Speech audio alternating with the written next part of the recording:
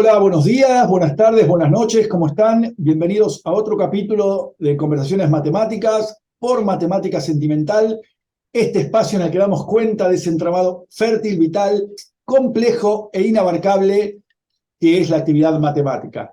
Estamos en vísperas de Pascuas, estamos llegando a la Semana Santa y cruzamos el Atlántico nuevamente para conversar con un matemático español que trabaja en la Universidad de Alicante. Hoy nos acompaña Juan Matías Sepulcre, doctor en matemáticas, investigador y docente de la Universidad de Alicante. Juan, bueno, muchísimas gracias por hacerte un tiempo para conversar con nosotros. Ese es un gran placer. Tenía ganas de conversar con vos. Bueno, y nos conocimos por Twitter con Juan, así que bueno, el buen papel de las redes. ¿Cómo te va, Juan? Muy bien, muchas gracias Nino por la invitación. De luego, agradecido que pensaras en mí para participar en una de estas charlas. Encantado de participar. Es un estímulo que te inviten a este tipo de iniciativas tan interesantes como las que llevas a cabo tú. Así que enhorabuena por el trabajo y de luego un incentivo que pienses que nuestro trabajo, las ideas, las experiencias les puede interesar a la gente. Espero que pueda aportar algo de interés a los demás. Además, darle un lado humano a las matemáticas es también muy importante para la difusión, para la promoción de esta ciencia. Y de luego yo también estoy muy concienciado con esta labor y de luego tu canal de YouTube es una pieza valiosa para este enfoque. Así que te repito, Nino, que enhorabuena por esta iniciativa. Bueno, muchas gracias, Juan, gracias. Ahí durante la charla iremos contando más cosas. Mira, es muy típico el comienzo, porque todos sabemos que la matemática es bastante ajena a la experiencia humana, si bien es fundamental para la vida humana. Pero bueno, ¿cómo es que vos como adolescente, cómo es que un joven en España puede elegir la matemática como una profesión? Bueno, pues a ver, en mi caso, de decir que de bien pequeño tenía claro que me gustaban las matemáticas. Suele ser habitual el chip este de adentrarse a un máster en mate, en concreto elegir la carrera universitaria, pues venga motivado por algún profesor en particular. En mi caso yo creo que no fue así y yo tenía bien claro lo que me gustaba. Bueno, los profesores de instituto no eran malos, ¿no? Pero realmente yo creo que no fueron ellos los que me inspiraron. Es más bien que yo ya estaba inspirado, me gusta, me gusta decir, ¿no?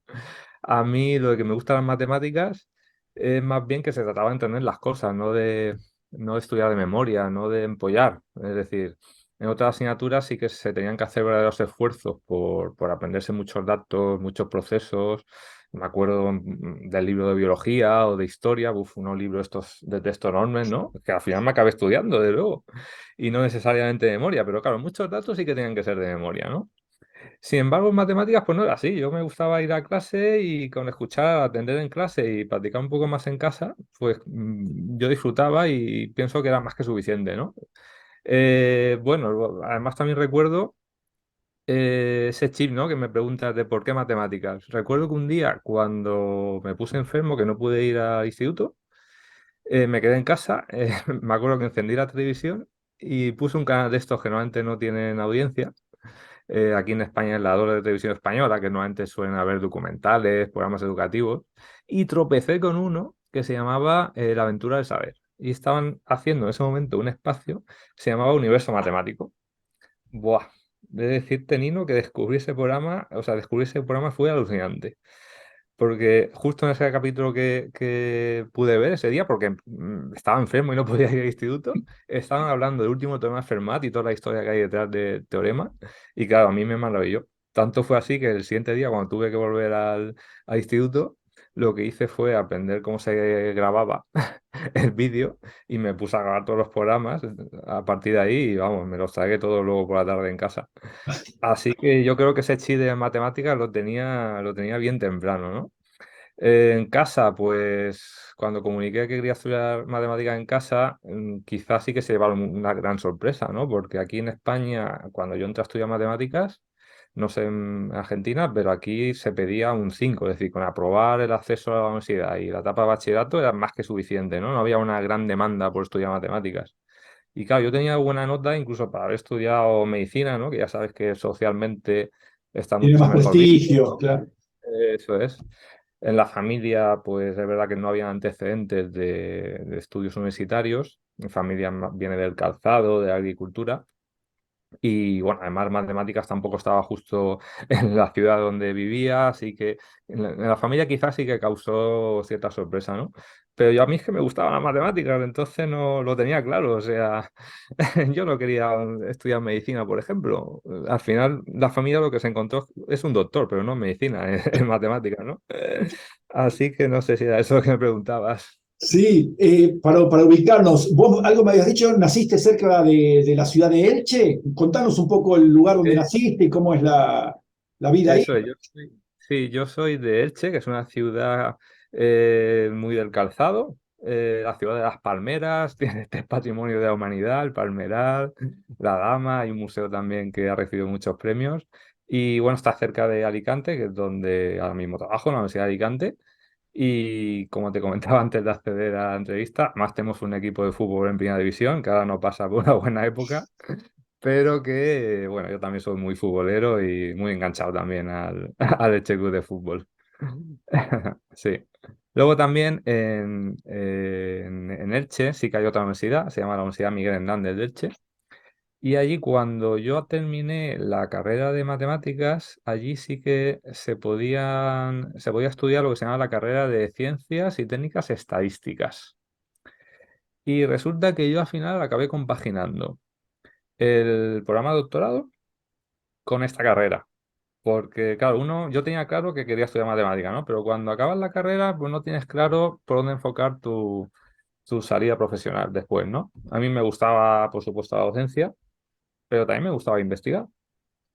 Y bueno, como no tenía claro por dónde iban las cosas, pues ir haciendo otras cosas al mismo tiempo te podía dar más facilidades, ¿no? Por si acaso la carrera universitaria, que de luego era un camino muy difícil, no funcionaba, ¿no? Entonces acabé haciendo un programa de doctorado junto con, con esta carrera de Ciencia y Técnica Estadística, pero lo que hice fue no decir nada a mi director de tesis para que no supiera o para que no pensara que yo estaría ocupado con otras cosas, ¿no? Yo quería hacer mi independientemente de que el otro lo tenía como un hobby, ¿vale? Una De doble hecho, vida.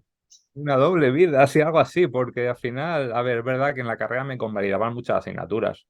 No era una carrera de 5 años como la Claro, licenciatura. desde cero. Eran 2 años más y además una vez que ya uno estudia matemáticas, pues ya tiene suficiente experiencia y suficiente corchón para que una asignatura de esas características no te lleve mucho tiempo el superarla, ¿no?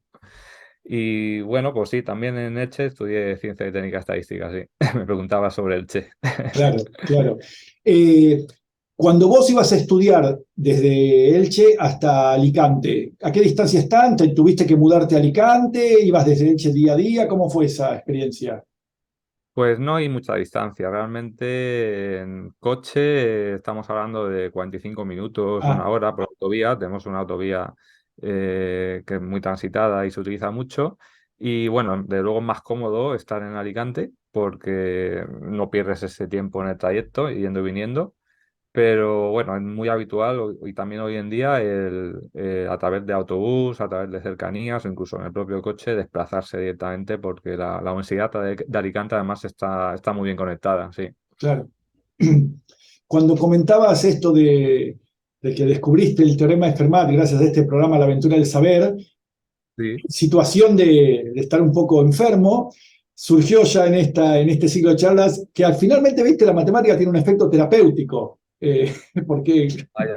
descubriste una vocación y, y un futuro de alguna manera y te curaste, por supuesto. Eso es, sí. Además es que fue fabuloso encontrar ese programa, porque yo ya tenía claro que me gustaban las mates, ¿no? Pero esto fue como el impulso definitivo. Esto y bueno, también otros ingredientes, ¿no? A medida que uno va estudiando, va leyendo, va curioseando muchas más cosas, ¿no?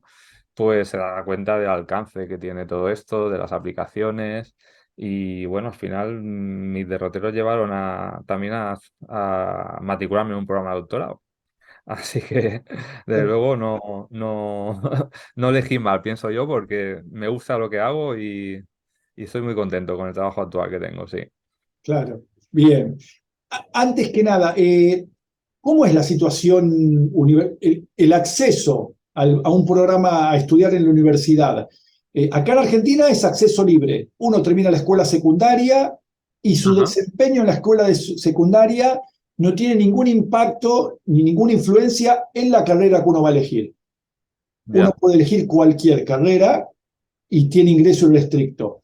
Eh, con lo cual Ya, muchas aquí veces uno podría no estudiar demasiado en la escuela secundaria y después puede igual seguir en la universidad. ¿Cómo es en España? en España es distinto, sí. Ya en bachillerato, los últimos años, eliges ramas, ¿vale?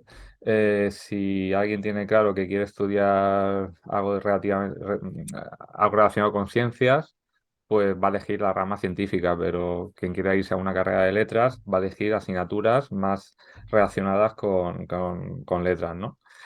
Y luego el problema principal o la problemática principal está en que es necesario tener muy buena nota para entrar a ciertas carreras.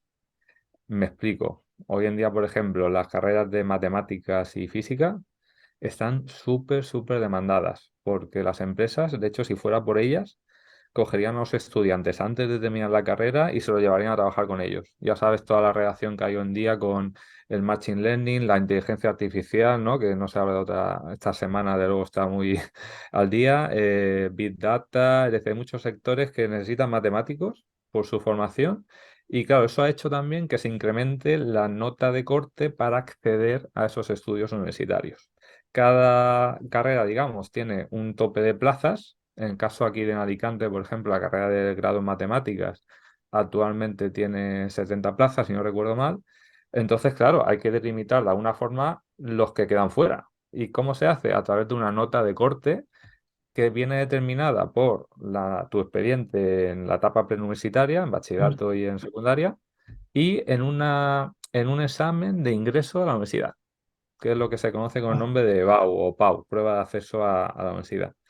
Y aquí en Alicante, por ejemplo, la de grado en matemáticas es la segunda más alta, la segunda nota de corte más alta para acceder a los estudios universitarios. La primera creo que es un doble grado de Derecho con Relaciones Internacionales, pero la segunda es matemáticas. Y a nivel de estatal, a nivel de toda España, la carrera con más nota de corte es el doble grado de Física y Matemáticas en la Complutense de Madrid. Wow. O sea que ahora mismo nosotros estamos de moda, Nino. En Argentina me imagino que también hay más demanda por estudiar esta carrera. No tanto, quizás Ah, por ahí vaya. se están creando carreras de ciencias de datos en muchas universidades de Argentina Vale, que requieren materias de matemática, pero la cantidad de estudiantes de matemática, lo que ocurre es que, no sé cómo es en España, pero en Argentina tenemos por un lado el profesorado en matemática, los que van a ir a trabajar a escuelas secundarias, sí, o, y se pueden formar en institutos de formación docente, que son institutos que no son universitarios. Se llaman vale. institutos superiores de formación docente, y en menor medida se forman los profesores de escuela secundaria, lo que ustedes dirían instituto, en la facultad. Y Vale. después tenemos la licenciatura en matemática, entonces como tan separadas. En España, Ajá. ¿cómo es? ¿Estudian todos Sí, en la aquí universidad para dar clases en el instituto? eso es. Tienen que pasar por una carrera universitaria y luego el que quiera dar clase en un instituto tiene que hacer además un máster de profesorado en secundaria. Ah, Eso es un año, que es el que te permite después presentarse a unas oposiciones y trabajar, aunque sea de forma interina, en dando clases en un instituto de secundaria. Hoy en día aquí en España tenemos la problemática de que nos faltan profesores de matemáticas en secundaria.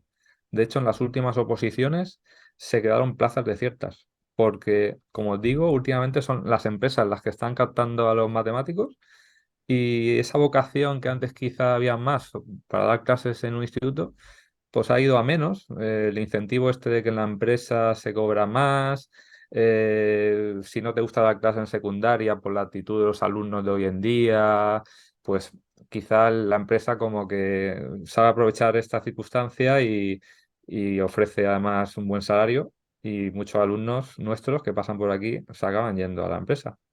Y lamentablemente en secundaria pues falta profesorado. Y son ingenieros o son de otras disciplinas los que acaban dando las clases de matemática en secundaria. Esto ah. hoy en día es una problemática muy importante acá en España. Importantísima. Y desde la Real Sociedad Matemática Española y desde otras instituciones se está intentando hacer hincapié en este aspecto porque además incluso muchas universidades ponen ponen pegas para entrar al máster de profesorado. Es decir, muchas veces los matemáticos y los ingenieros están en el mismo nivel de prioridad para acceder a ese máster que además tiene pocas plazas y como únicamente se mira la nota de corte de expediente, perdón, la nota de expediente, pues si los ingenieros tienen mejor nota que los matemáticos, son ellos los que acceden al máster. O sea, encima de que faltan profesores de matemáticas en secundaria, encima les estamos perjudicando para acceder al máster, que es lo que le permite luego claro. presentarse a unas oposiciones. Sí. Y, y el gobierno está tomando alguna medida, o sea, incentivos para ser docente, ¿qué Como te digo, sí que es verdad que desde las instituciones, especialmente la Real Sociedad Matemática Española, se han emitido comunicados, me consta además porque la presidenta de la Real Sociedad Matemática Española nos visitó hace poco, me consta que han intentado dialogar con el ministerio de turno y están estudiando. Están todavía en ello a ver cómo se puede hacer. Sí que es verdad que algunas universidades ya están mejorando, porque eso sí que el tema del máster sí que depende de cada universidad. ah, Y algunas universidades sí que ya están valorando el darle más prioridad a los matemáticos que a otras carreras para entrar al máster en la especialidad de matemáticas, hablo, claro. Pero a nivel de hecho que falten profesores de secundaria, pues esto se tiene que solucionar con el tiempo. Ahora mismo a corto plazo tenemos que hacer más esfuerzos en la propia carrera, vender más también la vocación por la docencia, la parte positiva, ¿no? De las clases de matemáticas. Bueno, también todo esto está vinculado a una imagen quizá negativa, ¿no? Que se tiene, una percepción negativa que se tiene en la sociedad sobre las matemáticas, ¿no? Normalmente se tiende a asociarlas a algo dificultoso, a algo tedioso. Buf, la asignatura de matemáticas, madre mía, esa es la horrible, ¿no? La que hacen solamente los locos, ¿no? Estos genios locos. Claro, es verdad, o al menos desde mi punto de vista, esta imagen va mejorando con el tiempo, porque últimamente sí que se hacen muchos más esfuerzos de divulgación de las matemáticas. Desde luego tu canal es un claro ejemplo, ¿no? Pero hay muchas más noticias en medios de comunicación, en redes sociales, muchas más conferencias. Yo al menos por la zona, por el contexto por el que yo me muevo, lo detecto muchísimo. En los medios de comunicación cada vez salen más matemáticos que hacen verdaderos esfuerzos de divulgación. Y esto yo creo que también ayudaría a que se creara más vocación por la docencia en secundaria, desde luego, que creo que era lo que me preguntabas. claro. Bueno, acá en Argentina la dificultad es los bajos salarios de los docentes. O sea, en estos momentos también los bajos salarios de los profesores universitarios y por ende también de los profesores secundarios. Entonces, que hace que justamente un poco el problema que vos decís, se busquen otras alternativas de formación, porque la Ujú. docencia no, no, Sí, no, hombre, aquí el incentivo también es que si sacas unas oposiciones para trabajar de profesor de instituto, ya es un trabajo para toda la vida. En la empresa hoy en día quizá pueda ir bien, pero dentro de 10 años no claro. sabemos cómo estará ese boom por las matemáticas, ¿no? No sabemos si realmente todos los matemáticos que están entrando hoy en día afianzarán su puesto en el futuro. Yo, En mira, cambio, ahora recordé con esto que me preguntaste respecto a matemática y física. Sí es cierto, ayer me comentaba un compañero que en la Facultad de Ciencias Exactas de la Universidad de Buenos Aires, donde yo estudié, hay un boom por física. Había muchos chicos ingresantes a física. Quizás vale, los físicos supieron encauzar mejor como puede es ser. una palabra que usan mis hijos, este hype que hay por Por la- las las ciencias duras, ¿no? ciencias exactas, sí. Pero ese crecimiento no se dio de igual modo en matemáticas, sino en la licenciatura en ciencias de datos que tiene la Facultad de Vaya, Exactas. Eh, vaya. y Ajá. lo que Sí, es cierto es que, bueno, está pasando también acá, Juan, que en algunos departamentos de matemática de las facultades, la gente se va deja la tarea de investigador, docente, y prefiere ir a trabajar a una empresa, eh, vale. porque los salarios son mejores, por ahí el desafío Sí, es el desafío más está ahí. llamativo, no sé, es complicado eso. Complicado, sí. Luego también es verdad que eh, la carrera de investigadora, estamos hablando mucho de la empresa y de la docencia, ¿no? En secundaria. La carrera investigadora, es decir, seguir la carrera de la universidad después de obtener la licenciatura, está muy difícil, al menos aquí en España, porque ahora mismo hay un sistema de acreditación que tienes que te obliga de cierta manera a publicar muchos artículos, a tener una actividad constante y es muy duro. Conseguir una plaza en la universidad hoy en día no está al alcance de mucha gente porque hay mucho sacrificio y conseguir una plaza fija pues te llega con mucho tiempo. Entonces eso sí que es verdad que desde el ministerio está un poco empezando a incentivarse, a cambiar algunos criterios para que no tengamos que esperar a los 50 años para tener una plaza de titular, por ejemplo, en la universidad, que es más o menos la edad media hoy en día en la universidad, de tener una plaza fija de titular de universidad, está por encima de los 45 años. Entonces, claro, también hay que hacer esfuerzos por incentivar esa carrera investigadora. Y claro, a ver, ¿cómo uno llega a pensar en trabajar en investigación, ¿no? Que quizás una otra pregunta interesante. Pues claro, si te gustan las matemáticas, ya en la carrera, en el momento en que empiezas a hacer pequeñas prácticas, a, a prepararte algunas presentaciones, claro, te obligas un poco a estudiar lo que tienes delante y un poco te planteas cosas, ¿no? ¿Se puede cambiar estas condiciones de este teorema? ¿Se puede mejorar? ¿Se puede generalizar? Claro, esto en la propia carrera también se puede incentivar, ¿no? Para mejorar este enfoque, ¿no? Y luego, por supuesto,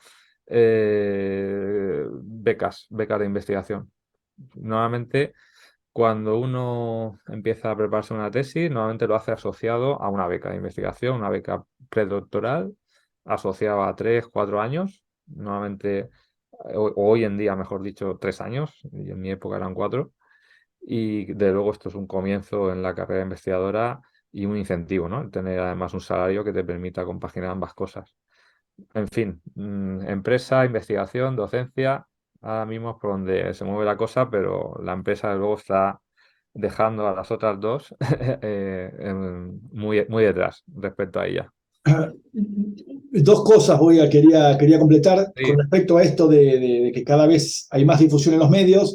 Recién, ajá, justo un colega que seguramente conocés por Twitter, Pablo Groisman, sí, Pablo. retuiteó una nota que salió recientemente en el diario El País de Ajá, España sobre Santaló y el nacimiento de la geometría integral. Ahí la tengo ahí para leer, qué por ahí la bueno. habías visto.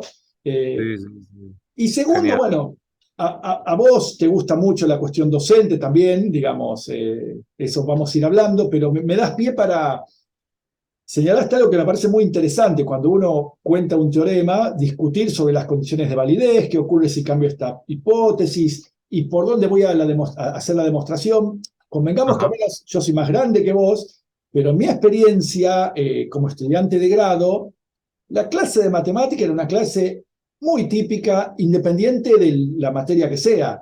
Era definición, teorema, demostración.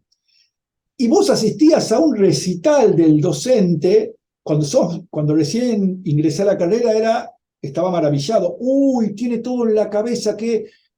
Después vas avanzando y te das cuenta, che, pero eso no, así no es como se investiga en matemática, esa no es la manera de llegar al conocimiento. Con lo cual, quiero decir, por ahí los matemáticos mismos, aún los universitarios, somos, no quiero usar la palabra culpable, pero somos un poco, distorsionamos con esa ajá. manera de dar las clases, distorsionamos lo que es la creación o el descubrimiento o la investigación matemática.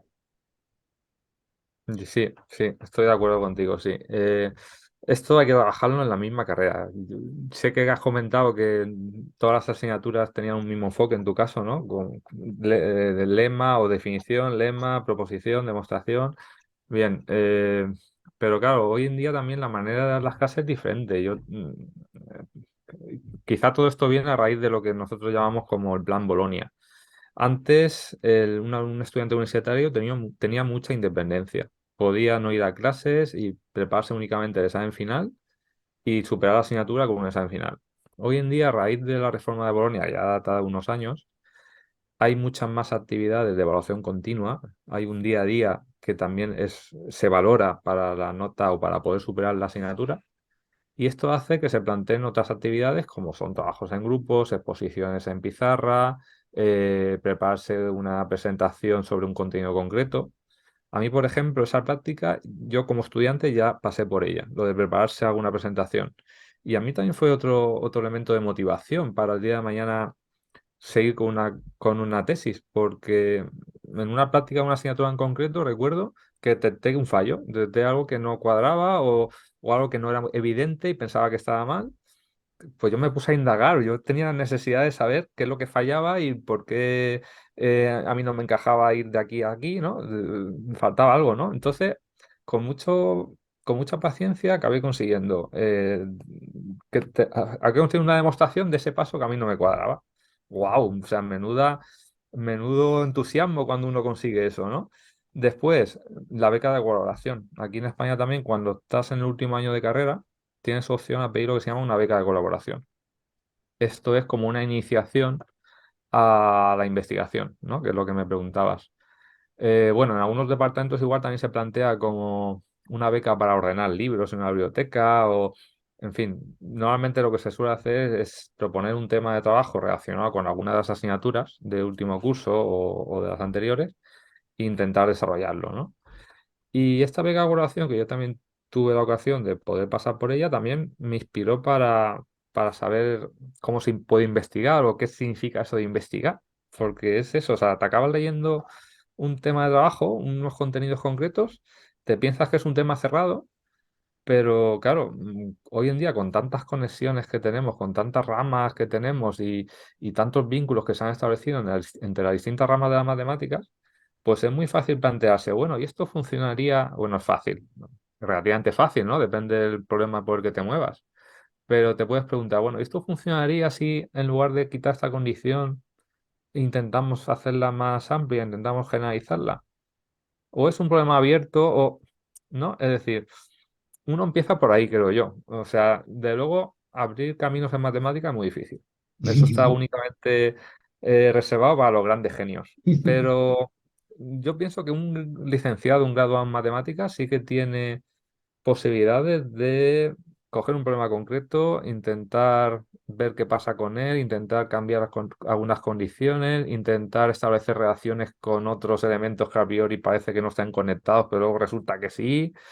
Y la beca de colaboración, estas prácticas que se hacen hoy en día y desde luego conseguir una beca predoctoral que esté asociada a un proyecto de tesis creo que son muy importantes hoy en día para iniciar esta carrera investigadora y iniciarse un poco en lo que significa investigar. Lo que repito, mm, abrir camino en matemática es muy difícil, pero investigar un tema concreto y plantearse más cosas que no están hechas todavía, esto sí que pienso que es accesible. Hay Sí, que plantear un buen tema de tesis, eso sí, o un buen tema de trabajo, pero esto sí que está al alcance, digamos, de muchos licenciados en matemáticas hoy en día. sí, sí, sí. Y es interesante aún cuando los estudiantes plantean preguntas que por ellas están respondidas, pero son originales porque se les ocurrieron a ellos. ¿Qué ocurre? Y seguramente te ha sucedido que algún estudiante te haga una pregunta y en el momento no la podés responder. Pues dices, bueno, genial, muy buena esa pregunta. Y Ojalá sí, se diera más ese caso, ¿no? claro, Los alumnos participando más en clase, intentando ponerte en apuros. Yo esas clases son las que más disfruto, porque te obliga también a reciclarte y a pensar otros caminos, otras demostraciones alternativas de las que sueles contar a los estudiantes. Ojalá se diese más esas circunstancias, sí. sí, y hablábamos con una colega el otro día, y uno quiere descubrir a veces, encontrar demostraciones nuevas simplemente porque encuentra una explicación que antes no tenía. Por eso hay, no sé, cuántas demostraciones del teorema de Pitágoras, cuántas demostraciones de que existen infinitos primos, ¿no? Sí. Eh, Siempre se intenta acortar, ¿no? Acortar una demostración para intentar hacerla más sencilla. Al final es contemplar esto desde un punto de vista docente, ¿no? ¿Y cómo explicarías a los alumnos este paso? Vamos a intentar hacerlo lo más claro, lo más nítido posible, ¿no? En ese sentido, yo siempre me gusta destacar el trabajo que se hizo por grandes matemáticos en el siglo XIX. Desde mi punto de vista, o sea, la época heroica de la antigua Grecia junto con el siglo XIX son dos etapas dentro del contexto de las matemáticas súper importantes, porque en el siglo XIX, matemáticos de la talla de Weierstrass, de Cauchy, fueron los que formalizaron todo el proceso de análisis relativo a definiciones de límites, continuidad, derivación, integración. Claro, yo esto cuando lo cuento también en la asignatura, ¿no? Que también hay que hay que poner un punto histórico dentro del contexto por el que nos movemos. Y yo, conforme lo voy contando y pasan los años, lo valoro todavía más. O sea, esa definición de límite en términos de epsilon deltas o una sujeción, límite, una sujeción con epsilon, con n ceros, es increíble la precisión que se consiguió en el siglo XIX gracias a estos esfuerzos de estos matemáticos. En la época heroica, de la época heroica de Antigua Grecia fue otro hito histórico también, ¿no? O sea, pese a que las matemáticas en época anterior ya estaban avanzadas, su uso meramente era práctico, ¿no? Medir, construir, contar. Fueron los griegos los que se preocuparon por reflexionar acerca de la naturaleza de los objetos matemáticos, ¿no? Ahí está la obra de Euclides, los elementos. Pero desde esa época, que es súper importante, al siglo XIX, al menos en el contexto que yo me muevo, que es el análisis, pues increíble. O sea, yo los equiparo, ¿eh? Los pongo a Ah, dos niveles. sí. Además, fue un proceso de aritmetización de análisis lo que se llevó a cabo en el siglo XIX. Y como tú dices, o sea, que un alumno te haga una pregunta específica de decir, bueno, y esto, en lugar de atacarlo de esta manera, no se podría ver otra forma de estudiarlo. Eso es lo que hace avanzar las matemáticas, e intentar, incluso, aunque no sea algo nuevo, pero intentar ver otro enfoque para demostrarlo. Y eso también es lo que conecta áreas de investigación y ramas. O sea, me encanta la pregunta que me has hecho porque está muy vinculada también a mis clases y a mi enfoque, a mi forma de ver las matemáticas, de luego, con formalismo, con rigor, con razonamiento. Es que al final son lo que caracteriza nuestra ciencia, ¿no? Hay que pasar también por el formalismo, no solamente hay que ver las aplicaciones. ¿Y esto para qué sirve? Bueno, sí, vale, vamos a ver si hay alguna aplicación después, ¿no? Pero al fin y al cabo, o sea, el aprender matemáticas, ya no hablo solamente de la universidad, sino secundaria, al final lo que te hace es amueblar la cabeza y tener una forma de pensar. O sea, al final las matemáticas también forman ciudadanos críticos y reflexivos, junto con otras asignaturas, ¿vale? Pero las matemáticas, desde luego, es fundamental en este aspecto. Y luego hay que trabajar el razonamiento, la argumentación. Yo siempre digo lo mismo cuando a veces voy a dar charlas de divulgación en institutos, no pensar en el resultado final de un problema. Si el resultado final es lo de menos, lo importante es el camino para llegar al resultado final. Es decir, si te equivocas por una cuenta, no pasa nada. Si el mecanismo, tu razonamiento es correcto, bueno, te puedes equivocar en una cuenta, pero a la hora de verdad, cuando vayas a trabajar, esa cuenta la hará un ordenador, no la harás tú, ¿no? Y eso hay que valorarlo también, ¿no? O sea, de hecho es lo que hay que valorar, el razonamiento, la argumentación, ¿no? El camino seguido, no el final. Sí, yo esto que estás diciendo también lo emparento con algo que yo suelo sostener y lo comparto con algunos colegas y con los estudiantes, que la potencia de la matemática está a la vista, el poder, la omnipresencia, ¿no? La capacidad genial que tuvo para explicar el mundo físico que nos rodea. Y a veces, en nuestra intención de hacerla más accesible, solemos destacar los aspectos aplicados, que está muy bien, pero reducirla a eso es despojarla del sentido que tiene la Eso es, matemática. Es, eso es es. eso y es más todavía, ¿no? Así Muy que bien. estoy... Sí. Y las propias definiciones de los conceptos pues, se van formalizando con el tiempo, van mejorando, se van entendiendo mejor, uno se pregunta más cosas y vamos mejorando, y de luego eso no está vinculado necesariamente a la utilidad de las matemáticas, a la aplicación inmediata.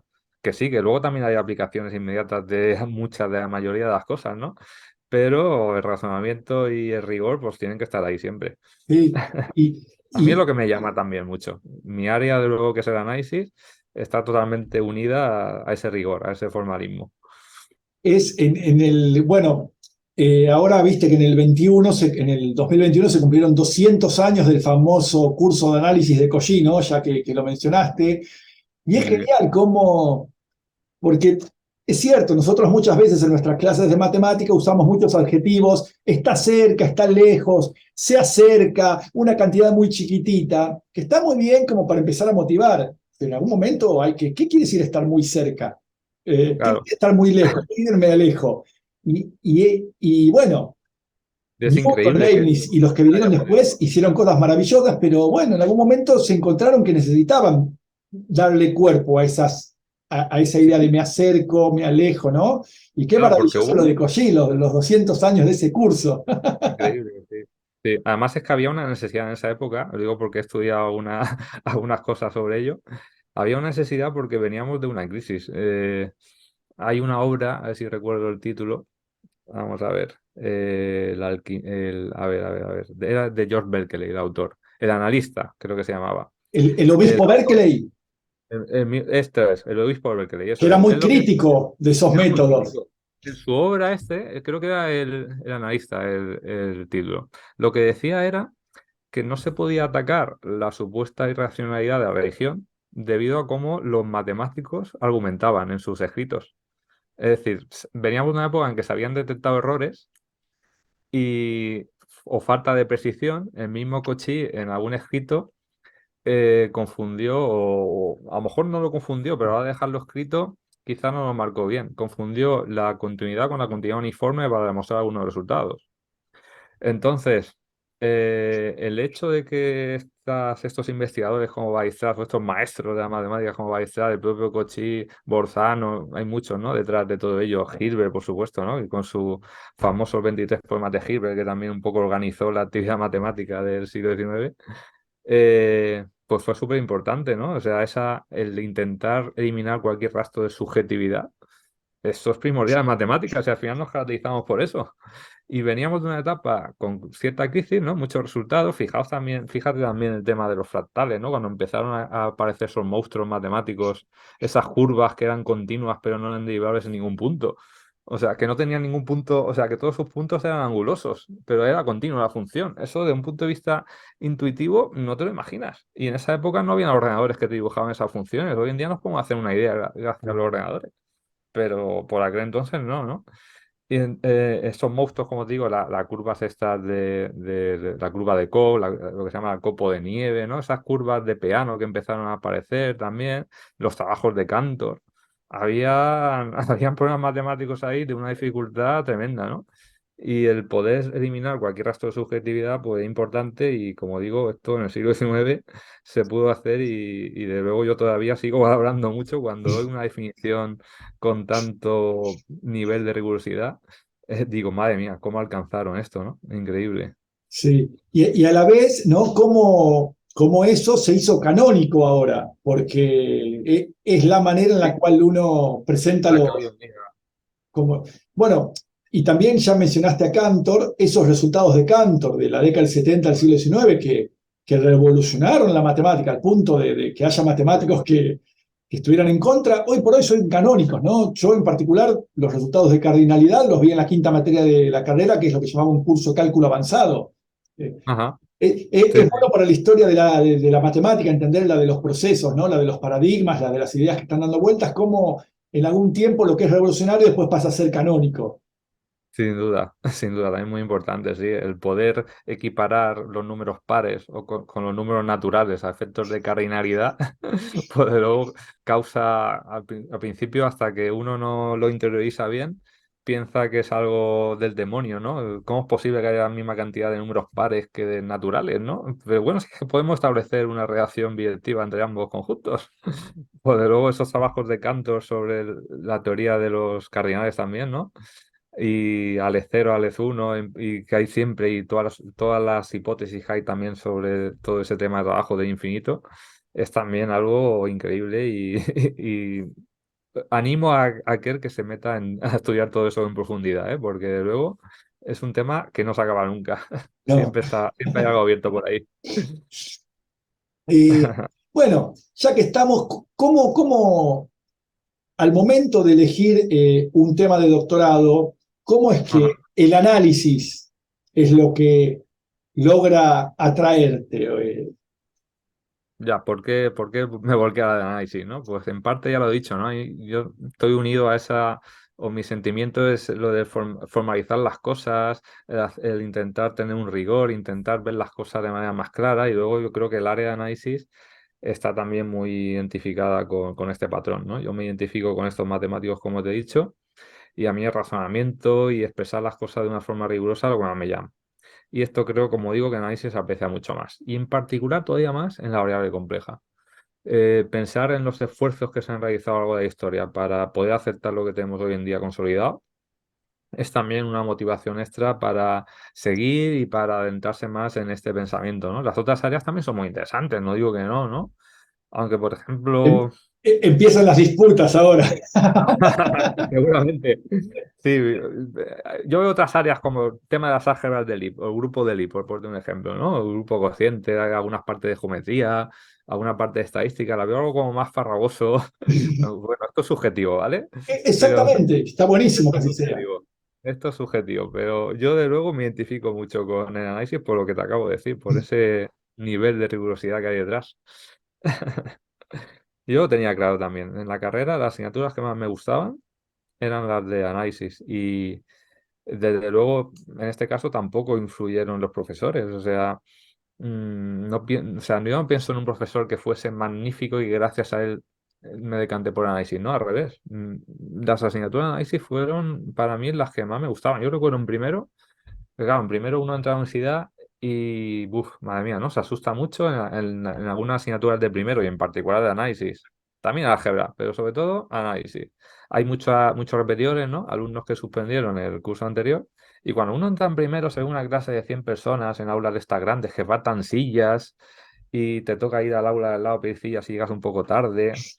Y luego te das cuenta en las primeras semanas que lo que te están contando Mm, vale, parece que está relacionado con lo que has estudiado en bachillerato, ¿no? Pero claro, te lo están contando de una forma tan distinta que dices, ¿pero dónde estoy? ¿No? Entonces, las primeras semanas es como que necesitas un periodo de aclimatación a lo que te están diciendo, ¿no? Y sobre todo en análisis. Yo eso lo detectaba en análisis, no lo detectaba en otras asignaturas. Sobre todo en análisis y en álgebra, en parte en álgebra también. Pero análisis, desde luego, estaba ahí, ¿no? Claro, yo había visto la definición de continuidad, de derivación, ¿no? Todo el teorema de Taylor. Pero claro, en la carrera se ve con un nivel de profundidad tan grande que uno al principio se asusta, ¿no? Yo el primer día íbamos con calculadora y luego nos decían, la calculadora sacarla, si en estas clases la calculadora no sirve para nada, si solo son más letras que números. Uno al principio se sorprende de esto, ¿no? Y bueno, el hecho de aprobar un primer examen que se hizo en esa asignatura, era una asignatura anual, tenía un examen a mitad de curso, pues las clases empiezan aquí en septiembre y acaban en mayo, pues en febrero había un examen al final del primer cuatrimestre, enero, febrero. Y recuerdo pues que fui uno de los pocos que aprobó ese examen, raspado, pero aprobé. Y me sentí todavía más orgulloso de decir, madre mía, las primeras semanas que estaba por decir esto que es, a luego ver un examen de esas características y poder aprobarlo, pues también igual fue eso también lo que me animó a que análisis también me gustara, ¿no? Y luego, bueno, vas viendo varias variables, ¿no? En primer curso ves análisis de una variable con todo lo que significa, todo lo que hay alrededor, luego vas generalizando al caso de varias variables, luego en tercero tenía una asignatura de variable compleja que fue la que más me gustó, análisis funcional, por supuesto, teoría de la medida, es que estamos hablando de contenidos concretos del área que luego me resultan tan atractivos que no tengo ninguna duda que es lo que me gusta y por donde he ido encaminando toda la carrera investigadora y también a nivel de docencia, porque las asignaturas que actualmente imparto son, por supuesto, todas del área de análisis y las que más me gustan dar, además. Luego también en primero, además de la asignatura de análisis, sí que recuerdo con cariño la de informática, porque había ya que construir algoritmos y el examen para aprobar la asignatura era simplemente que nos llevaban a un aula a un laboratorio de ordenadores y el profesor pues, nos daba el enunciado y había que hacer un algoritmo para algo en concreto, ¿no? Y el examen terminaba cuando el profesor se acercaba a tu ordenador, veía que el algoritmo funcionaba, el resultado final además coincidía con lo que tenía que dar y le echaba un ojo al algoritmo y la cosa iba bien. Y bueno, era una experiencia, por lo tanto, muy estresante, ¿no? O sea, tienes un tiempo limitado para hacer el algoritmo, tienes una hora, el profesor es el que te va a controlar si lo tienes bien o no. Y también superé ese obstáculo o ese examen de informática, que yo venía de una formación en informática que también era nula, y eso también me ayudó mucho. Recuerdo también con cariño esa asignatura de informática en primer curso. Pero bueno, que la de análisis la valoré mucho más que la pregunta que me hacías. El por qué Claro. análisis, igual en primero es donde está el germen del gusto a mí por ese formalidad, por esa formalidad, por ese rigor. Además, también viendo desde la perspectiva de venir de preuniversidad, ¿no? De secundaria. El salto de esa universidad y ver esos cambios y ver que se pueden afrontar, pues también fue un impulso grande. Salen montones de cosas que te quiero preguntar, pero Ajá. antes de avanzar, digamos, ya lo fuiste señalando, podemos tomar la frase que está, que está escrita en el pizarrón, ¿no? El camino más corto entre dos verdades del dominio real pasa por el dominio complejo. Se le atribuye al famoso matemático francés que vivió mucho, ¿no? Fue muy longevo, Jacques Hadamard. Ya está mal. Eh, Bien, ¿querés describir un poquito por qué elegiste esta frase y si querés extenderte un poco en las cuestiones matemáticas al respecto? Bien, bueno, la frase me encanta también, porque uno, hasta que no cursa una asignatura compleja, evidentemente no le da sentido a esa frase que tienes detrás en la pizarra, desde luego, y no se da cuenta de que muchos resultados de análisis real, análisis de primer curso, se pueden demostrar también o se puede enfocar de una manera mucho más corta y mucho más precisa gracias a las técnicas propias de la variable compleja. En particular, me centro, por ejemplo, en un resultado que es el tema fundamental del álgebra, ¿no? Cualquier polinomio de grado n mayor o igual que 1, es decir, no constante, tiene al menos una raíz compleja. Y si es de grado n, además tiene n raíces complejas, y si los coeficientes son reales, las raíces son conjugadas, ¿no? Vienen por pares conjugados. Pues es la variable compleja, o resultados como el teorema de Liouville o toda la teoría de Cauchy, la que te permite dar una demostración de ese resultado. En primer curso, un alumno seguramente utiliza ya, seguramente no, vamos, un alumno ya utiliza el teorema fundamental de álgebra, pero no es hasta que pasa por la variable compleja cuando lo puede demostrar. Y te he puesto un ejemplo concreto, ¿no? Pero hay muchos más y a un nivel de profundidad mucho mayor, pero yo creo que el teorema fundamental del álgebra creo que es buen ejemplo porque es algo que sí que se utiliza en el día a día, ¿no? Luego, en variable compleja, de luego hay que hacer hincapié en el trabajo de Cauchy, ¿no? Toda la teoría de integración de Cauchy es impresionante, lo que hay detrás, todos los teoremas globales, todo, además el vínculo que hay también con la topología, con los dominios simplemente conexos, donde te permiten trabajar con la independencia del camino, toda la parte de productos infinitos también, convergencia de productos infinitos, de todos los resultados también relativos a la función gamma. Mira, otro ejemplo, ¿no? La función gamma también se utiliza en los reales. La función gamma, que es una generalización del factorial, el factorial de un número. Pues esa función gamma también se puede extender al plano complejo. Y no veas tú la cantidad de vínculos que tiene esa función, por ejemplo, sin ir más lejos con la función zeta de Riemann, que es otra función también destacada en el contexto de la variable compleja o la teoría analítica de números. La función zeta de Riemann o la función gamma están relacionadas también una con la otra. Es decir, el factorial, que parece algo insignificante, madre mía, hasta qué nivel de profundidad se puede generalizar, ¿no? Entonces, la frase que tienes detrás en la pizarra va por ahí. Muchos resultados de variable real de primero se pueden demostrar gracias a la variable compleja, o si no es que se pueden demostrar exclusivamente gracias a ella, se puede dar un método, un camino más corto para su demostración. Y Jacques Hadamard, de luego, con esa frase, para mí dio también un buen argumento para motivar el estudio de esta rama de matemática, ¿no? La variable compleja. Sí. La teoría de la variable compleja se termina, sí, al menos los aspectos clásicos, como vos dijiste, en el siglo XIX también, ¿no? Sí, sí. Cauchy, desde luego, tiene un gran protagonismo, sí. Pero claro, hay tantos problemas abiertos dentro de la variable compleja que, bueno, no solamente la variable compleja, ¿no? No se puede dar nunca por cerrado o por cerrada una área de investigación, en concreto la variable compleja, porque claro, hay mucho por conocer, muchos caminos también por abrir.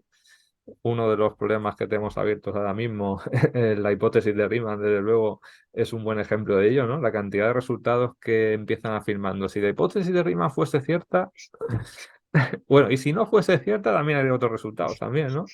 Uno de los problemas del milenio que se ha intentado dar muchísimas demostraciones en Internet, en Archive, aparecen publicadas cada 2 por 3 alguien que intenta o piensa que tiene una demostración, pero claro, imposible validarla de momento nadie ha conseguido una demostración 100% fiable y que pase por un proceso también estricto de referee, de revisores.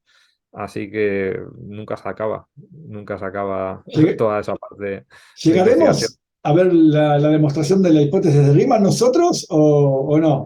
¿Qué pensás? ¿Vamos a tener que esperar unos cuantos años o siglos? ¿Cómo es? ¿Cuál es tu intuición?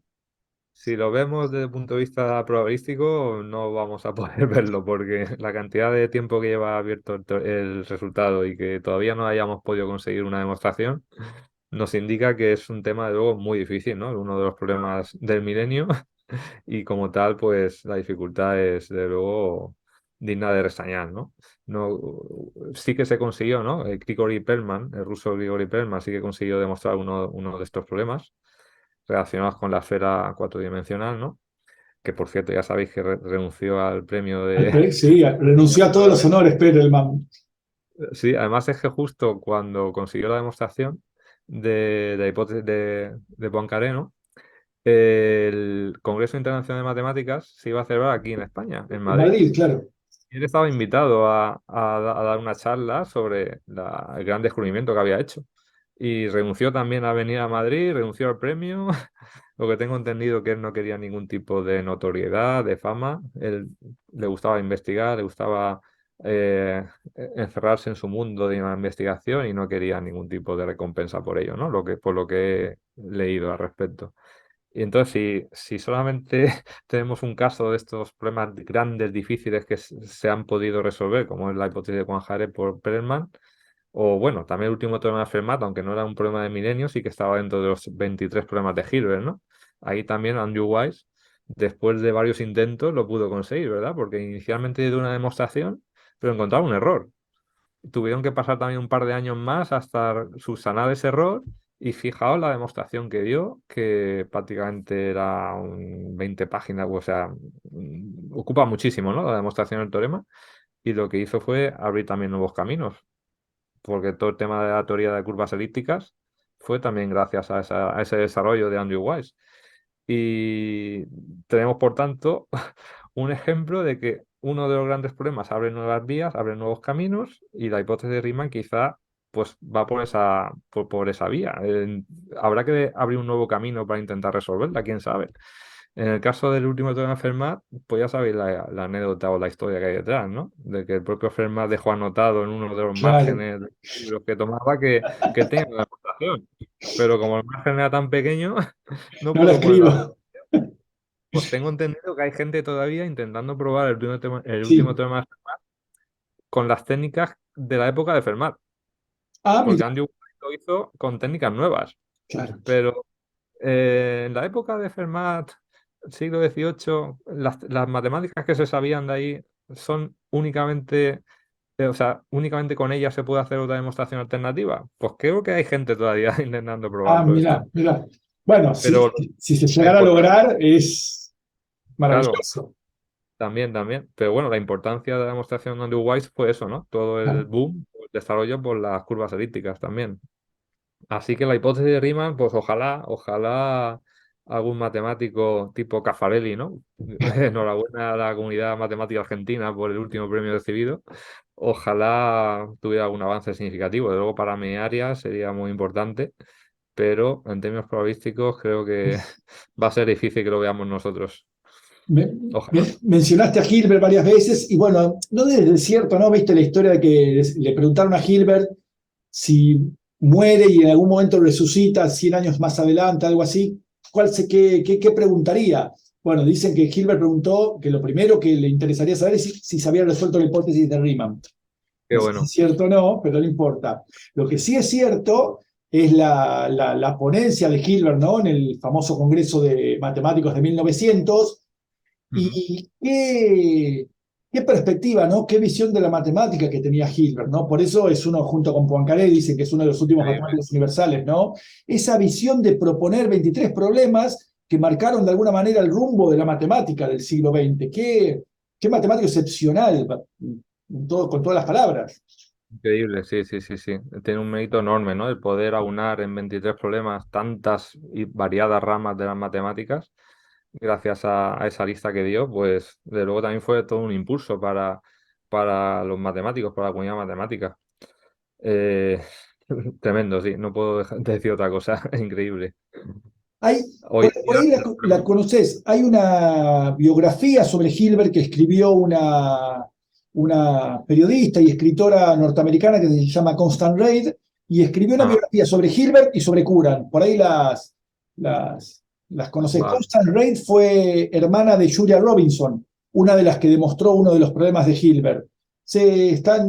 Esa biografía sobre Hilbert yo la leí cuando, porque yo, no sé, te lo dije, yo primero soy profesor de matemática, profesor de instituto, y una de las materias de mi profesorado era historia de la ciencia. qué bueno. Había que hacer una suerte de monografía y éramos químicos, físicos, de ciencias de la computación, matemáticos, y el profesor a cada uno le asignaba un tema, y a mí me dijo, andá, leete este libro, esta biografía de Hilbert que está en la biblioteca. Fue maravillosa, yo leía, bueno, un poco esto, ¿no? La segunda mitad del siglo XIX y el siglo XX, y estaba maravillado, todos los nombres de los matemáticos aparecían ahí. Ese Qué siglo bueno. XIX, para reforzar un poco lo que vos decís en Alemania, en Francia, es maravilloso. Sin duda. Maravilloso, de luego, maravilloso. Un trabajo enorme que se hizo, sin duda. Sí. Y bien, Eso y también destaca, ¿no? La cantidad de colaboraciones, lo importante que es tener colaboraciones, porque para llegar a ese listado de los 23 problemas de Hilbert, luego Hilbert se tuvo que informar mucho y además era un matemático con muchas influencias, muchos compañeros de trabajo. Y hay que destacarlo también, ¿no? Para hoy en día, para hacer investigación en matemáticas, pues hay que tener colaboraciones, hay que compartir tu progreso con gente de confianza. Y encima, si lo haces con gente diversa, con un background distinto, con un enfoque claro, distinto, pues esto también ayudará mucho a tener ideas mejores. Y bueno, el esfuerzo será mayor a priori, claro, pero eh, esto es importante. O sea, incluso, a ver, yo por ejemplo colaboro también con un físico. Él tiene mucha intuición. Yo tengo rigor, pero al final, si hacemos un trabajo para unar las cosas, pues pueden salir cosas muy chulas. El mezclar la intuición con el rigor creo que también es algo muy, muy importante, ¿no? Y también el saber aprender o aprender a convivir con esa sensación de ignorancia, porque al final, si la matemática avanza, es por plantearse cosas y por reconocer que hay temas abiertos y que no sabemos cómo se hacen. Entonces también hay que convivir con esa sensación de ignorancia y ojalá tuviera mayor conocimiento en un área concreta, o todos tuviésemos mayor conocimiento, ¿no? Pero si no es así, pues tener la capacidad de trabajo como para adentrarse en esa materia y luego Gilbert, de luego, lo pudo hacer a mil maravillas con su trabajo. Es un buen ejemplo también, sin duda, sí. sí, sí, o sea, teoría de números, geometría, física, fundamentos, ¿no? Increíble todo lo que hay detrás. Todo lo que hay detrás es increíble. Es, Tremendo. sería, hoy por hoy, Una ¿pensás que enciclopedia. hay, si tuvieras que, se me ocurre ahora la pregunta, porque tengo algo en mente y igual después te lo digo, te escucho a vos, pensás que hay algún matemático que se pueda, actual, ¿no? De la actualidad, que se pueda equiparar a Poincaré, a Hilbert, si tuvieras que elegir, ¿no? Por gusto, esto es completamente subjetivo. Bueno, por supuesto hay muchos genios, difícil de elegir, pero uno puede ir a la lista de los últimos premios Abel o medallas Field y desde luego tenemos ejemplos muy, muy notorios y muy importantes, sí. Sin duda, y Caffarelli, como he dicho, es uno de ellos, y además dentro de mi área, como es el Claro, análisis y las ecuaciones. Luego Caffarelli también es una inspiración también para todos, claro que sí. claro. Pero es verdad que cada vez hay menos matemáticos polifacéticos, ¿no? En la antigüedad sí que era muy habitual encontrarse con matemáticos o con científicos que dominaban muchas ramas de saber al mismo tiempo, porque al fin y al cabo la estructura de estudios estaba de una forma que no te especializabas, o sea, la especialización no era un objetivo en sí en los orígenes de la universidad medieval, ¿no? Todo el mundo tiene en mente lo del trivium y el quadrivium, ¿no? Pues junto con la astronomía y la música estaba la aritmética y estaba la álgebra, ¿no? Entonces, claro, todos estos genios estos sabios de la antigüedad, pues no eran matemáticos, eran también filósofos, o eran músicos, o se ocupaban de la astronomía, ¿no? La cantidad de ejemplos que nos vienen a la claro. cabeza. Hoy en día, la investigación tiende a ser muy específica, ¿no? Nos tendemos a especializar en un tema.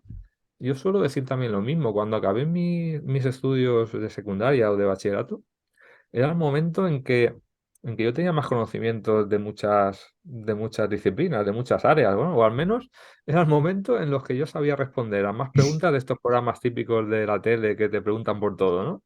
Sin embargo, luego ya cuando te centras a estudiar matemáticas, como fue mi caso, o ya en la tesis, en un área concreto, pues ya te tienes a especializar tanto que resulta difícil luego abrir nuevas vías, porque ya tu camino ha ido ya por un derrotero concreto, ¿no? Por eso es bueno relacionarse con más gente, con más áreas, porque aunque a priori uno piensa que no hay conexión, oye, hablando se entiende la gente. Por eso también los congresos es una oportunidad muy importante para que se puedan establecer más relaciones. Hoy en día, en matemática, los congresos son muy importantes. Lamentablemente tuvimos los años de pandemia que los congresos eran virtuales, pero en un congreso presencial también se gana mucho en esos coffee breaks, en esas conversaciones tú a tú, que desde luego ayudan también a crear colaboraciones, a crear nuevos avances y a que matemáticos de la talla de Caffarelli o de los premios Abel o otros medallas Fields puedan también abrir sus caminos y desde luego llegar a esos grandes descubrimientos que han podido hacer. Claro. Otra cosa que mencionaste como estudiante y bueno, y actualmente te quería preguntar, ¿qué pensás del rol de las computadoras en la influencia de las computadoras en la enseñanza y en la investigación en matemática? Ahora con ChatGPT, bueno, ya todo fue a otro nivel, pero eh, ¿pensás que modificaron un poco ciertos aspectos de la manera de investigar? ¿Que debería modificar ciertos aspectos de la manera en que enseñamos matemática? Porque algo dijiste hace un rato, la cuenta la hace un ordenador. Dijiste algo al respecto. Así que bueno, Sí, sí, quiero escucharte sí, un sí. poco más al Sí, respecto. bueno, para empezar ya los ordenadores tuvieron cierta influencia o bastante influencia, por ejemplo, en el teorema este de los cuatro colores, ¿no? Al final se dio una demostración en base a los cálculos que un ordenador hizo y claro, hubo mucho debate detrás sobre la validez de ese tipo de pruebas, ¿no? En los que únicamente son los ordenadores los que están detrás, ¿no? Todo eso ya de luego tiene una influencia más allá del propio día a día, una influencia o una perspectiva filosófica que hay que destacar, ¿no? Luego, más en concreto lo que me pregunta del día a día, pues claro, estos ordenadores de luego nos han revolucionado, o sea, pero tanto para positivo como para negativo, ¿eh? Ojo, o sea, yo recuerdo la época de estudiante que tenías que ir a la biblioteca a conseguir informarte sobre algo en concreto, ¿no? Tenías que ir a un libro físico porque en internet no había tanta información como tenemos hoy en día. Entonces, claro, eso también es un boom y eso ha hecho también que cualquier matemático, por muchos recursos económicos que tenga, o con pocos recursos económicos que tenga, perdón, pues tenga acceso a Internet y pueda disponer de una biblioteca en su casa o en su portátil. Eso también ha revolucionado mucho la investigación y también ha contribuido a que gente de distintos países, de distintas, o sea, muy alejados, pues puedan reunirse a nivel de investigación en una plataforma con la que estamos tú y yo ahora mismo y que puedan hacer investigación de forma conjunta. De hecho, es a lo que se tiende. Ya no se tiende a investigar con el compañero del despacho de al lado. Ya cada vez más son más frecuentes las colaboraciones con personal de otras universidades, por supuesto, y de otros países, e incluso con un océano por el medio, ¿no? Así que de luego esto de unos años para acá está haciendo un boom también a la hora de investigar, pues claro, se usa mucho el ordenador también a la hora de escribir, ¿no? Hoy en día, si no tienes un ordenador, no puedes submitir, no puedes enviar a publicar un artículo. Entonces, claro, yo soy, por ejemplo, de los que piensa que hasta que no me pongo a escribir en el ordenador, no a escribir en sucio, en papel, no, no, no, no. Hasta que no me pongo yo a escribir en el ordenador, no puedo confirmar 100% que lo que tengo en mente es cierto. Porque es cuando me pongo a escribir en el ordenador cuando me pongo en una perspectiva de decir, vale, esto vamos a enviarlo en publicación, pero para enviarlo tiene que estar bien claro, ¿no? Entonces yo me pongo todas las explicaciones posibles, luego las que veo muy facilitas las quito, las pongo en comentario, pero hasta que no hago ese proceso de escribirlo, no confirmo que lo que tengo, o sea, la investigación que tengo aquí en el papel es correcta. Y a veces, o sea, esos pequeños detalles son a veces los más importantes, porque te piensas que, bueno, esto es verdad, pero hasta que no te pones a escribirlo, el verdad ese, a lo mejor yo he tenido pasitos de esos que piensas que son fáciles y hasta que no pasa una semana no los he podido resolver. O esas cuentas que hay en algunos libros, aquí tengo en el despacho algunos libros que te dicen, bueno, esto es trivial, ostras, trivial, para llegar para llegar a resolverlo o para llegar que al menos tu mente lo asimile 100% que es cierto, ¿no? Es increíble. Yo también soy, por ejemplo, de los que en clases le gusta dar la clase con pizarra. Yo soy de pizarra, en el sentido de ir poco a poco escribiendo las cosas. Claro, si funcionáramos todo a base de PowerPoints, le daríamos al enter, le daríamos explicaciones, pero a mí me gusta, yo cuando doy una demostración de un teorema, yo soy de demostrar una pizarra poco a poco, como digo, cuando escribo un artículo, de ir escribiendo frase por frase, porque ahí te das cuenta realmente o vas asimilando mejor lo que tiene, ¿no? Y desde el punto de vista docente, los alumnos cuando al mismo tiempo van tomando notas de lo que, o de las demostraciones que estoy haciendo en la pizarra, pues aunque parezca que no, ellos también se van quedando con cositas, ¿no? Al tiempo que escriben. Si yo les doy ya el material hecho, pues oye, vale, pues igual por la tarde me lo leo otra vez, a ver si lo he entendido, ¿no? Pero unos cuando se pone a hacer las cuentas, cuando se pone a escribir, unos cuando realmente valora los conocimientos que tiene y hasta qué punto ha podido llegar, ¿no? Y bueno, pues de luego los ordenadores nos han revolucionado, sin duda, pero yo para la docencia soy de la vieja usanza, usar la pizarra. Y para investigación también soy de los de ir haciendo las cosas muy poquito a poquito. Luego para eso hay que tener mucha paciencia. O sea, yo mucho tiempo lo dedico a repasar lo que ya aprendí.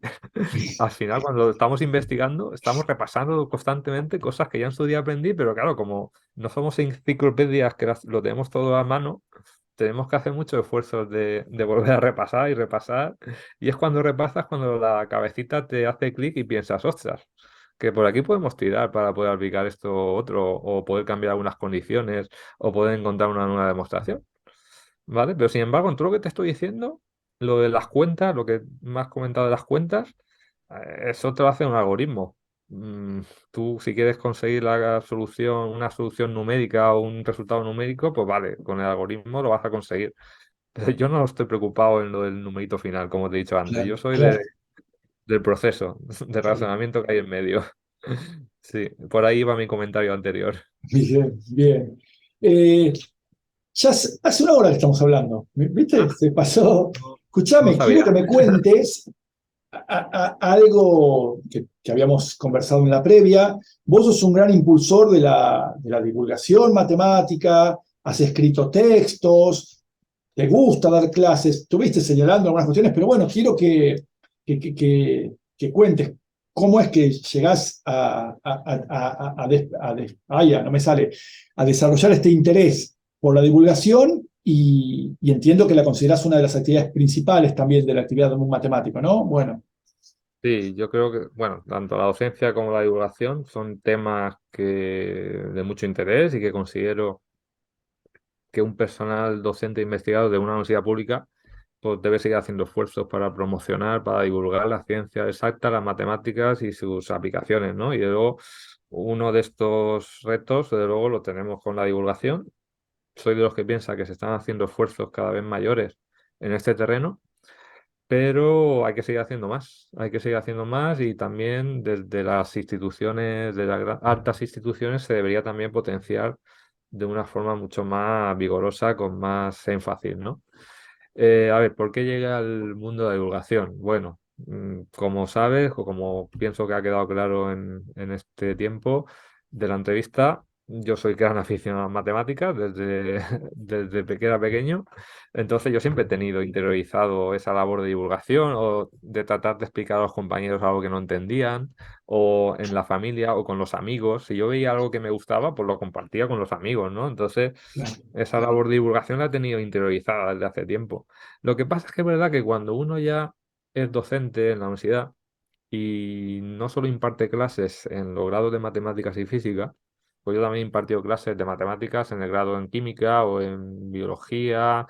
Compañeros también trabajan en relaciones laborales, con una clase de estadística o de matemáticas, en geología, en ciencias del mar. No, no solamente impartimos clases a los matemáticos y a los físicos, que ya de por sí tienen una actitud buena hacia las matemáticas. Sin embargo, las otras, la actitud de las alumnos es distinta, ¿no? Las matemáticas, como he dicho antes, normalmente lo tienen como la asignatura difícil del curso, ¿no? Y entonces, cuando uno da clases ahí, muchas veces de los alumnos recibe la pregunta, bueno, ¿esto para qué sirve? ¿Verdad? Que un químico te diga para qué sirve esto, te hace plantear las cosas, ¿no? Decir, oye, vamos a ver, habrá que explicar bien, entonces, y no solamente a los alumnos universitarios o a los estudiantes universitarios, sino a la sociedad en general. Habrá que intentar también hacer esfuerzos para que se vea la importancia de las matemáticas y no solo de las aplicaciones, como he dicho antes, también de lo bueno que es estudiar matemáticas y de lo bueno que es las técnicas que están relacionadas con nuestra disciplina, ¿no? Entonces, pues bueno, junto con unos compañeros decidimos montar un grupo de divulgación matemática aquí en la Universidad de Alicante y así nació un poco el grupo. Hemos participado con muchas actividades en distintos actos, como son la Noche de los Investigadores, que es un día, una tarde de puertas abiertas, donde familias vienen a la universidad. Entonces planteamos talleres con juegos matemáticos. También hay una actividad aquí dentro de la universidad que se llama La UA va al cole, donde somos los profesores los que vamos a los centros de secundaria, incluso primaria, a dar charlas, a dar conferencias. Por supuesto, también la divulgación en redes sociales. Esto también creo que en el día a día es importante. Como has comentado tú, los libros de divulgación o artículos en revistas de ámbito divulgativo, capítulos de libro. Esto también creo que es un impulso para que en las grandes librerías pues uno se lea el concepto de infinito, ¿no? Que es un compañero que ha publicado un libro hace poco sobre infinito. Pues oye, genial, ¿no? Es una iniciativa muy buena para seguir aprendiendo matemáticas, además con un concepto tan chulo como el infinito y con tanto debate filosófico que hay detrás, ¿no? Luego también aquí en el propio campus de la Universidad de Alicante, nosotros montamos una ruta gincana, es Una decir, ruta, perdón.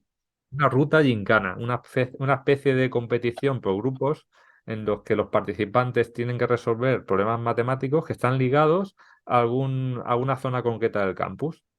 Por ejemplo, los puntos de inflexión. Los puntos de inflexión los vemos en los bancos, donde nos sentamos, ¿no? Pues, una excusa. O tenemos aquí un foso donde podemos hablar de círculos concéntricos, cálculo de áreas, cálculo de volúmenes, también en el museo que tenemos una forma de ortoedro.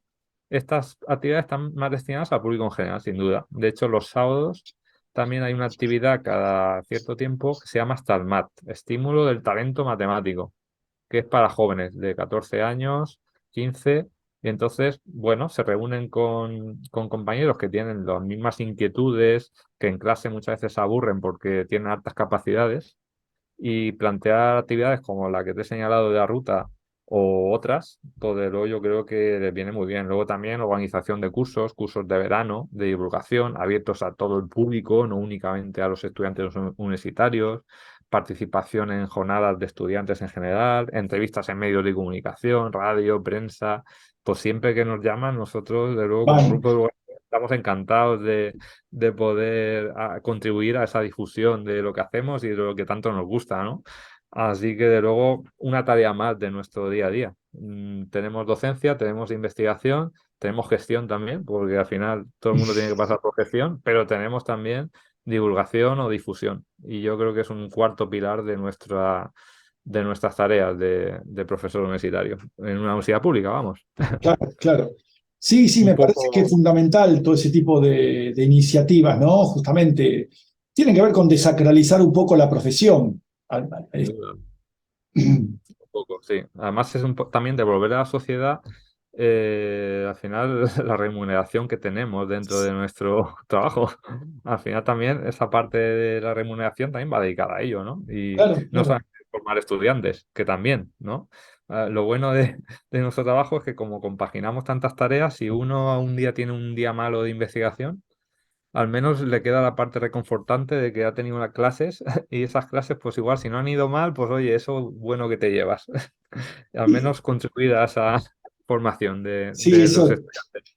En general, en investigación la mayoría de los días son malos. Sí, sin duda, sin duda.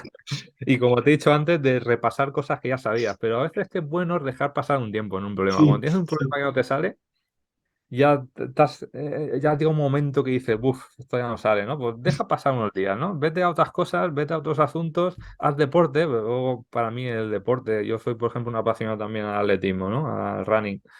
Me viene genial, porque yo cuando voy a hacer deporte a partir de las 8 de la tarde, a veces hasta corriendo voy pensando en un problema que tenía por la mañana y a veces corriendo llega a la solución, ¿eh? O sea, el dejar pasar unos días o hacer otras cosas ayuda mucho a intentar desentrañar a un problema que tenemos Claro, abierto. claro. Sí. Algo que no quiero dejar de pasar antes de que vayamos terminando es que después la vamos a poner en la descripción del video. Tenés una página personal muy, muy agradable, con mucho material. Ah, Y bueno, te gusta el cine y has hecho algunas reseñas de unas cuantas películas involucrando la matemática. Es otra tarea que te... ¿Cómo llegaste a Eso. escribir, cómo decidiste escribir reseñas de algunas películas que involucran a la matemática? Pues por mi pasión por las Lo matemáticas y mismo, también por seguimos. Y el cine. y en este caso también me gusta mucho el cine, sí. Entonces, claro, en esa época que te dije que empezaba a valorarlo todavía mucho más, ¿no? A partir de ese día que estaba enfermo, no pude ir a clase, pues claro, con este tipo de documentales que emitían en televisión y también que me gustaba el cine, pues empezabas a descubrir conexiones, películas, ciertas películas que además no eran comerciales, pero que te llaman la atención. Vas a la biblioteca, a la hemeroteca, que sí que se podían alquilar y te las podías llevar a casa para intentar verlas. Y claro, o sea, el hecho que también puedas ver matemáticas en una gran pantalla o en tu casa a través de una película y con un enfoque totalmente distinto, pues eso también me llamó, ¿no? Entonces yo siempre que doy una charla de divulgación en los centros, esto del agua va al cole, de la universidad va al cole, pues también a los chavales les animo a que vean películas como, por destacar algunas, ¿no? A ver, por ejemplo, Una mente maravillosa, para aprender sobre la figura de John Nash, ¿no? Como matemático ganador de un premio Nobel, no en matemáticas, en economía. O The Imitation Game, ¿no? Sobre la vida de Alan Turing, que hasta que no se llevó a la gran pantalla, quizá muchos ciudadanos no sabían quién era Alan Turing, no sabían que contribuyó a cortar la duración de la Segunda Guerra Mundial gracias a que podía descifrar el código nazi, ¿no? O sobre su vida. O la vida sobre el matemático indio Ramanuja, ¿no? El hombre que conocía el infinito. Es que claro, o sea, estamos hablando de un matemático genial como Ramanuja y de tu área, ¿no? De teoría de números, que con tan poco, o sea, no tenía ningún tipo de bagaje, no tenía ningún tipo de soporte económico y que llegara a poder conseguir eso y catearse con matemáticos como Hardy, pues de luego en la película creo que esa parte se ve muy bien y yo también eso te la recomiendo. O Ágora sobre la figura de Hipatía, que también desarrolló o contribuyó a mejorar el astrolabio, todos los esfuerzos en astronomía. También películas más raras como Pi, Fe en el Caos. O mira, una película argentina, por cierto, Moebius, de Gustavo Mosquera, que creo que era profesor universitario. Fue el que dirigió la película Sí, no y sé si la profesora universitaria está filmada en algunas aulas de Ciudad Universitaria, eso donde yo es. estudié. Tengo entendido que le dieron una ayuda, entonces fueron los propios estudiantes los que participaron en el rodaje. O Sí, sea, claro, y es una excusa genial para trabajar con el concepto de la banda de Moebius, ¿no? Que en topología de luego le damos mucha importancia y queda también muy interesante. Ya sé que el argumento de ciencia ficción, ¿no? Un tren que desaparece en el subterráneo, en el metro de Buenos Aires, sí. no se sabe De hecho, misteriosamente ha el, desaparecido y el acuden a chiste un que, topólogo para saber lo que ha pasado. claro, no, lo que nos hubiera gustado es que llegara el metro, nosotros le dimos el subte, que llegara el metro hasta Ciudad Universitaria realmente, eso hubiera sido hermoso que pasara en la realidad. Genial. Genial, hubiese sido genial. Hace poco, por cierto, hace poco di una conferencia en un instituto y uno de los profesores me vio que en una diapositiva de las transparencias que utilicé estaba Moebius y se acordaba, él era de Valencia, se acordaba que esa tarde fue a ver Moebius a un cineclub y estaba él solo viendo la película Moebius. Entonces, como que le traía grandes recuerdos ver esa película, no la pudo encontrar por ningún lado en internet, no la pudo conseguir, y me pidió ayuda para que le diese el archivo de la película de Moebius, y lo tenía yo en casa, yo tengo el DVD de la película.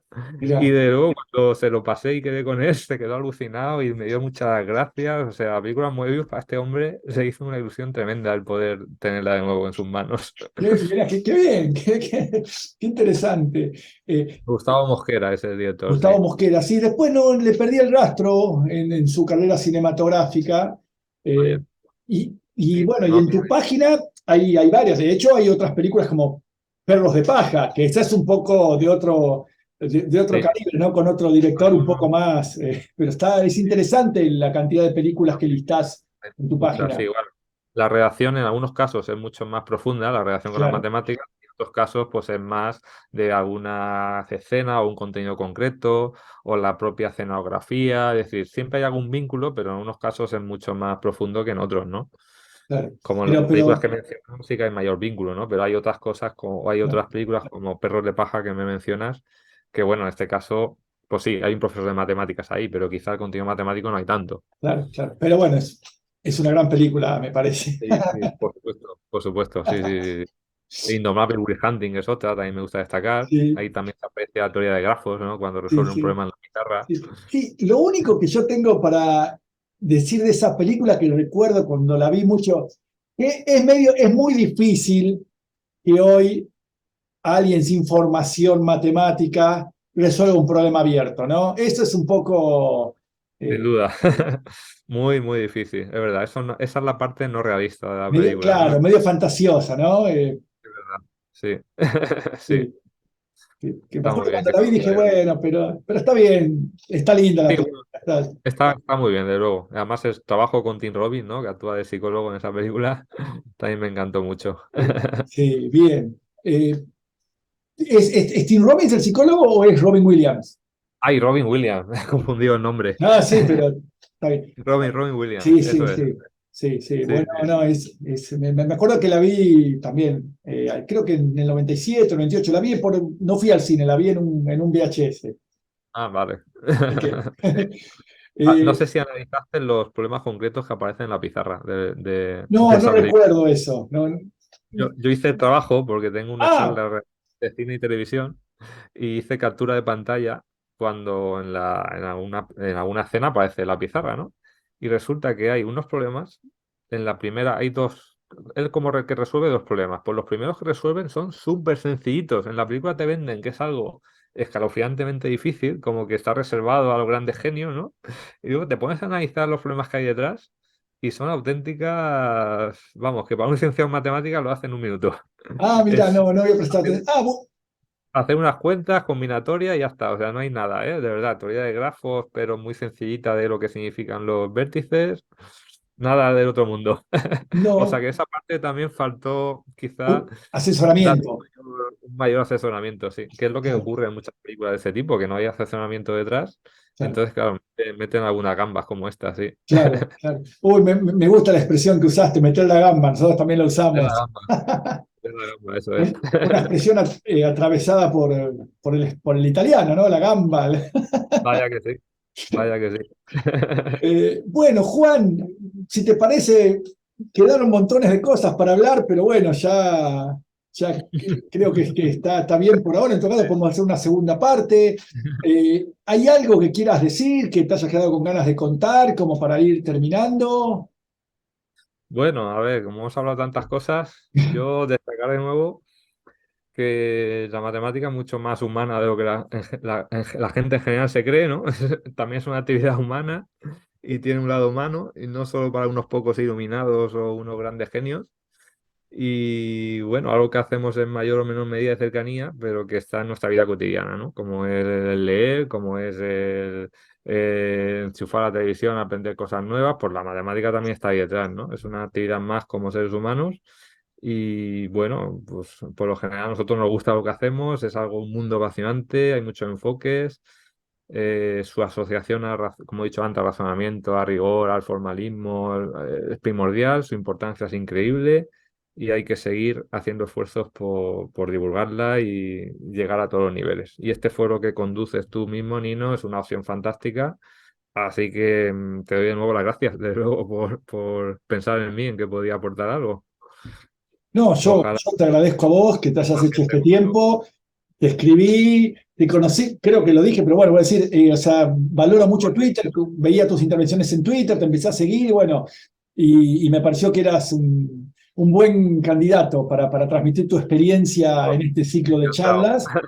Muy Así que bueno, agradecido. yo te agradezco un montón a vos, a todos los que miren el video, que le dejen like y lo difundan. Después lo vamos a ir difundiendo por las redes. Así que estuvo con nosotros Juan Matías Sepulcre, investigador, docente, divulgador de matemática de la Universidad de Alicante, España.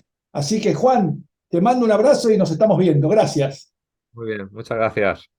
Hasta luego. Hasta luego.